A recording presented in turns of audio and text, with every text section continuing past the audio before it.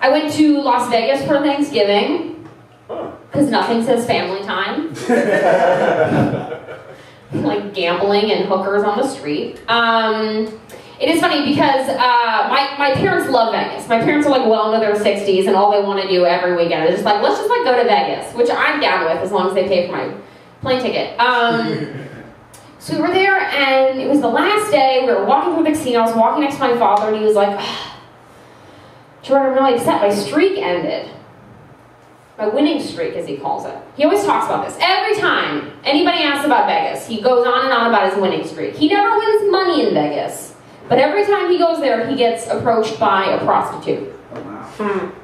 Because he looks old like he has money. So we're walking through, and he's like, Jordan, I'm really upset because my winning streak ended this time. And I was like, I'm sorry for your loss. And I was like, yeah. And he's like, it's probably because I'm with you. And I finished his sentence like, yeah, because they know I'm your daughter. And he was like, no, because they probably thought I already got picked up by a hooker.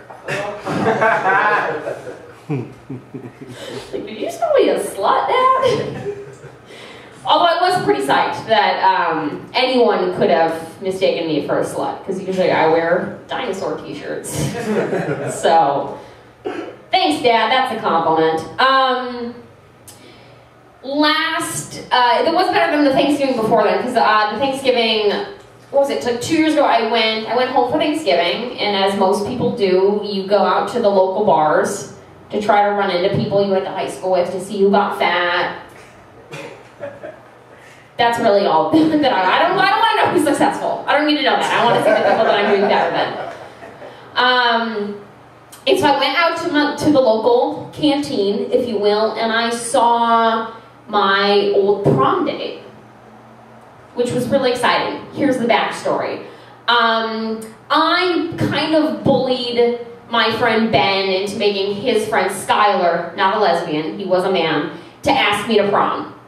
And he wasn't very attractive. I'm gonna be straightforward. But I was like 90% sure that in 10 years, he was that kind of cute. Like, he's not cute now, but I think in 10 years, he'll be marginally attractive. So I was very interested in getting in on the ground floor. So we went to prom, we barely touched, it was magical. Cut to 5 years later, I ran into him, and he got pretty cute. So I nailed that. So I went up to him and I was like, do you remember that time I didn't blow you after prom? Let's fix that.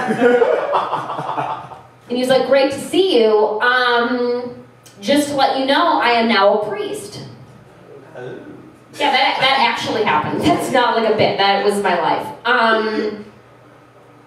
Which is interesting, I think, to reflect on yourself and know that after dating me for, 5 hours, his only choice in his mind was to turn to Jesus. Just make a real life change. Upside, though, now when I go to church on Christmas and maybe Easter, I feel like I don't have to donate when they pass the little basket around. I don't have to give them $5. I don't have to give them $5 because I'm giving Christ's disciples directly, which I think is arguably better than cash, if you really want to break it down. So I do have a boyfriend now, the father to my 2 illegitimate dog children.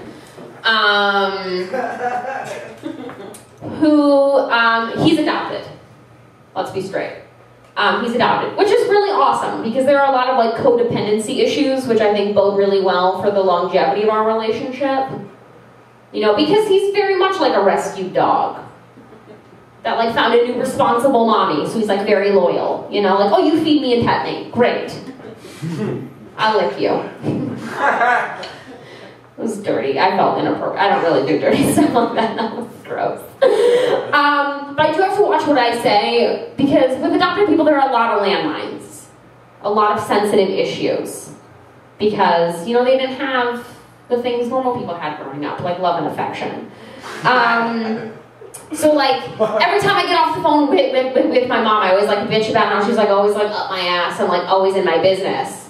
And he's like, oh really? Oh, that's so hard for you to have a mom that cares about what's happening in your life.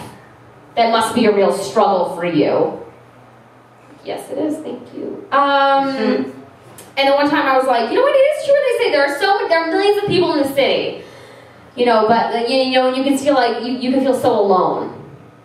I was like having a poetic moment. I was drunk, probably. And he's like, oh really? Have you ever really been left alone to wander the streets of New York? For real? Like no one to go home to? Not so poetic now, huh? When you're forced to sell crack at the age of 7 to pay your rent because your mom just left you to fend for yourself. I was like, come on, babe, that didn't happen. You didn't pay rent. And you didn't have a mother. Come on! He doesn't like that joke. So we are at the point in our relationship where we've started like really fighting. You know, like you get to the point where you're dating long enough where like every issue that comes up, you're like, oh, it's a deal breaker. You're never gonna take out the trash for the next 50 years. This isn't gonna work. But I always like, maybe this is a little arrogant. But am I wrong to assume that like you shouldn't want to fight with me because I'm probably the best girlfriend you've ever had? The best sex you've ever had in your life? Is it just me or is that all women? All women, right? You're just like, I am a queen! You will respect me and take care of me and kiss my feet. Do people still do that? Or just Mary Magdalene? I'm getting very religious with this Christmas tree behind me. Next to a fire hydrant. Which I think is really pretty. No, so we're at the point where we fight a lot, but we're both very dramatic because I'm a comedian and he's an actor. So it just like always escalates really quickly. It's always like a race, like who can storm out first. And he always beats me. Not like hits me, but he just like makes it outside. But it's always this like big event. He like grabs a backpack and he's like packing up all this shit. He's like, I'm out of here for real. But he doesn't like actually pack anything of significance. He's just packing like off-season clothing, like a Speedo, and a charger for a phone they don't even make anymore. Like grabs a boombox, puts on Runaway Train, and is like, "Go, see you never." And he slams the door and walks out. I call him, he like hits ignore 20 times. Finally get a hold of him, and he's like, oh, we're done, fuck you, I'm already in Queens. I'm gonna come back on Tuesday while you're at work to get the rest of my shit. And like hangs up on me. Call him back. It's not the same without you. You're the love of my life, come back. And he's like, fine. I'm outside, buzz me in, I forgot my keys.